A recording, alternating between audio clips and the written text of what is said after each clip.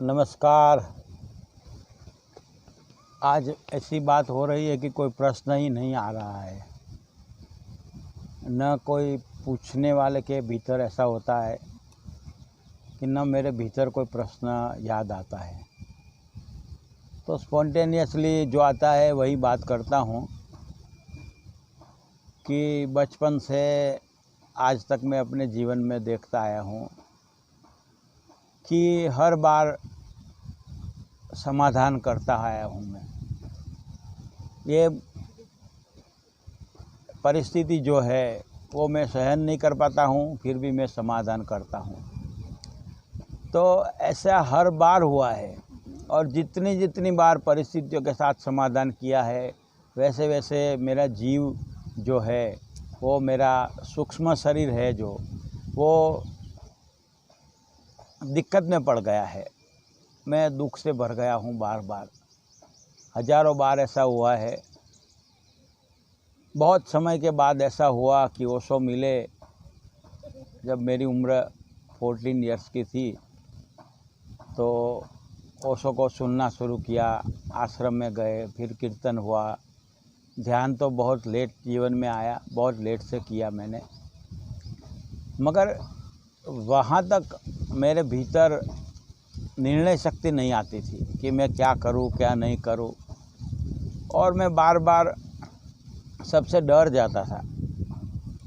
तो मेरा अपना जीवन कैसे जीना है वो मुझे पता ही नहीं चलता था। फिर एक पहली चॉइस आई, ओशो आए, उसके साथ ही चॉइस आ गई कि कौन से सब्जेक्ट को पढ़ना है मुझे।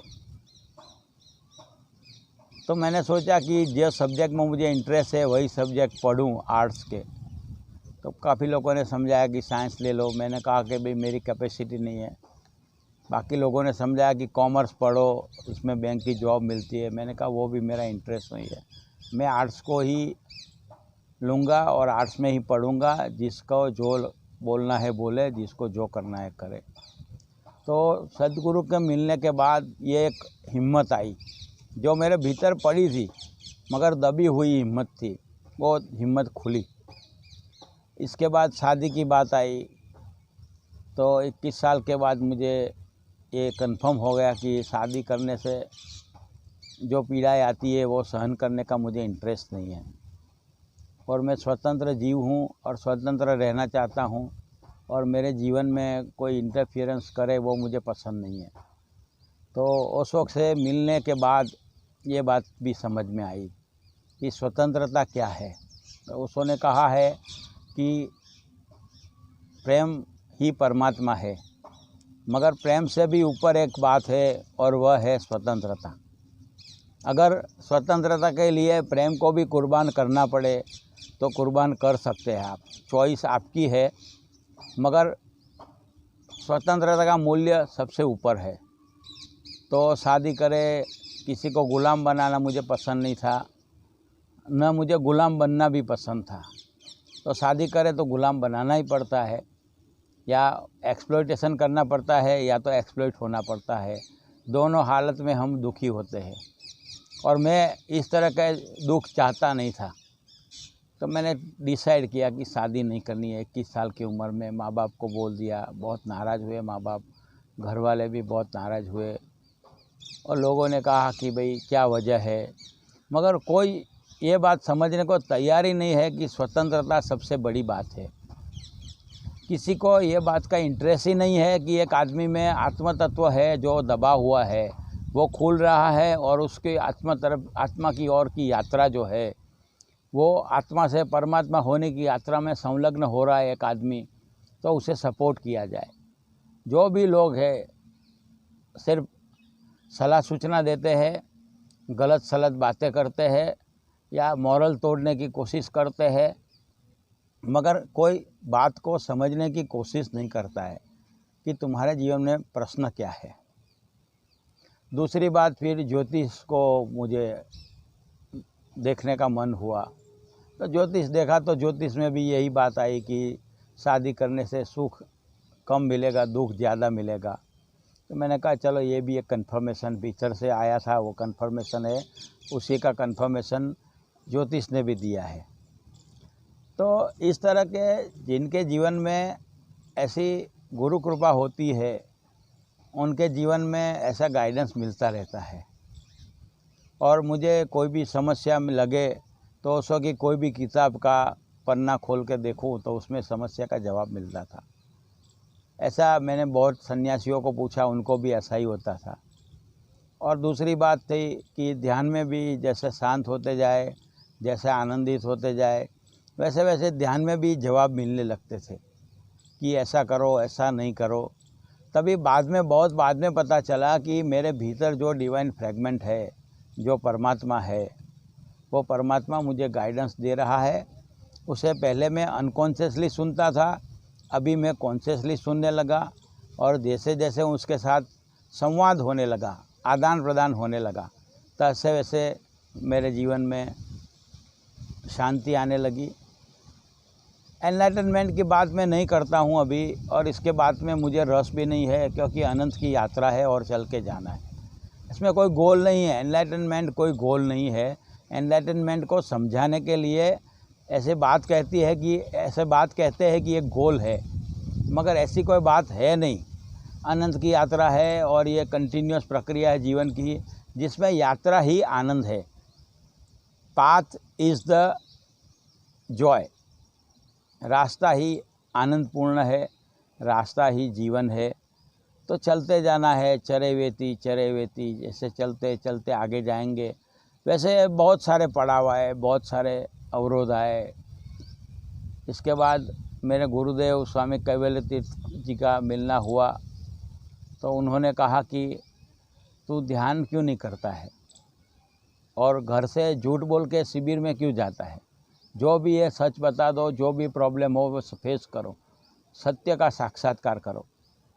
मेरे बिजनेस में भी प्रॉब्लम हुआ था, तो मैं सबको कहने से डरता था। तो उन्होंने कहा जो भी है सबको सच बता दो, जो भी है जैसा भी है, तो सत्य का साक्षात्कार होगा, उसे सहन करो जो पीड़ा आती है उसको। और साक्षात्कार सत्य का आएगा जीवन में तो ही तुम्हारा आत्मा तत्व खुलेगा। आत्मा तत्व हर एक के भीतर होता ही है, मगर वो प्रकट नहीं होता है।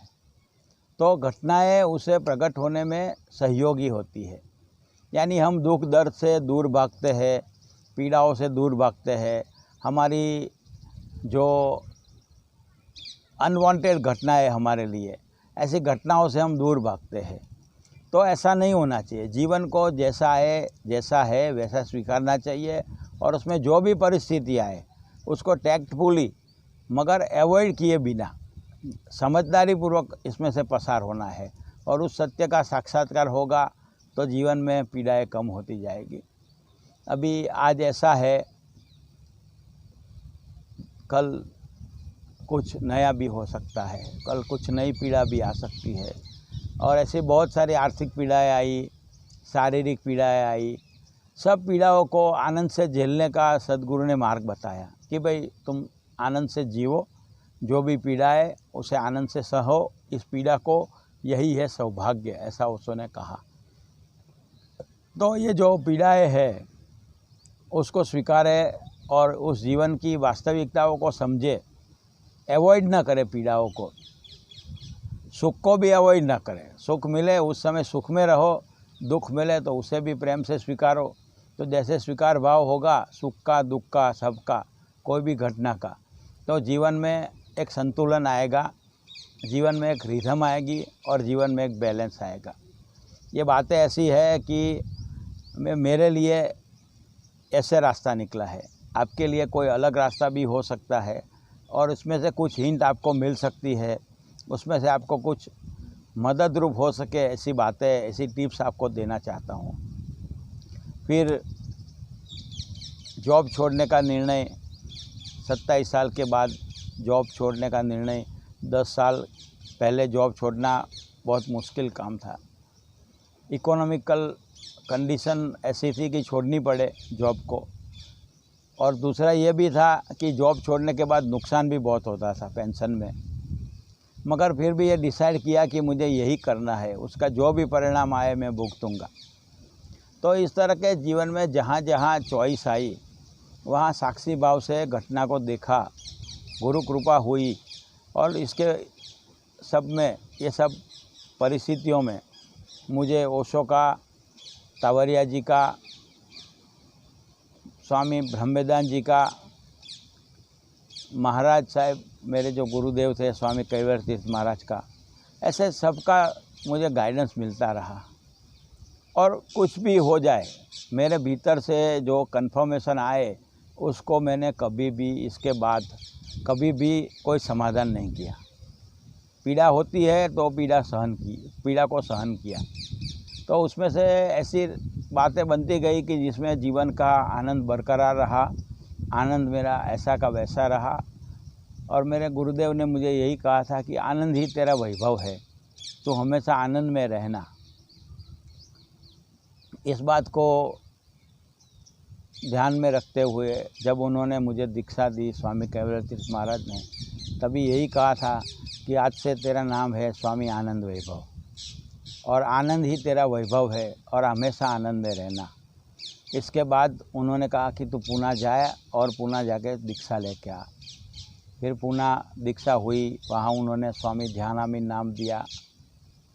फिर धीरे धीरे धीरे सक्रिय ध्यान की बात आई, तो उन्होंने कहा, जब मेरी एज 27 साल की थी, कि सक्रिय ध्यान नहीं करना है तो संन्यास लेने का मतलब नहीं है, सक्रिय ध्यान नहीं करना है तो मुझे मिलने का मतलब नहीं है, सक्रिय ध्यान करना है तो ही मुझे मिलो।